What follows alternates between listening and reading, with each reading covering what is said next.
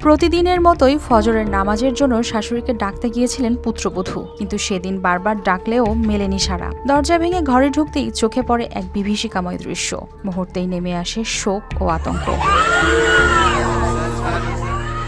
চাঁদপুরের কচুয়া উপজেলার বেরকোটা গ্রামের মিয়াজি বাড়িতে ভোররাতে ঘটে এই নৃশংস হত্যাকাণ্ড। পুলিশ ও স্থানীয়দের ধারণা, রাতের কোনো এক সময় সংঘবদ্ধ দুর্বৃত্তরা ঘরের শীত কেটে ভেতরে প্রবেশ করে। চুরি করতে বাধা দিলে ধারালো অস্ত্র দিয়ে নাক, থুতনি ও গলায় আঘাত করে হত্যা করা হয় বৃদ্ধা ফাতেমাকে। এছাড়াও স্বর্ণালংকার ও নগদ টাকা লুট করে পালিয়ে যায়। ফজরের নামাজের আগে পুত্রবধূ ডাকতে গিয়ে কোনো সাড়া না পেয়ে পরিবারের সদস্যদের খবর দেন। পরে দরজা ভেঙে ঘরে ঢুকে রক্তাক্ত মরদেহ দেখতে পান। খবর পেয়ে পুলিশ ঘটনাস্থলে পৌঁছে মরদেহ উদ্ধার করে ময়নাতদন্তের জন্য পাঠিয়েছে চাঁদপুর সদর হাসপাতালের মর্গে। এছাড়াও পুলিশ জানিয়েছে, হত্যাকাণ্ডের রহস্য উদ্ঘাটন ও জড়িতদের শনাক্ত করে গ্রেপ্তারের জন্য অভিযান রয়েছে অব্যাহত।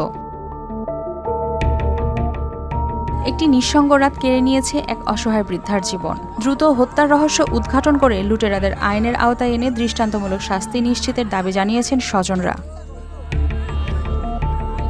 News desk, RTV।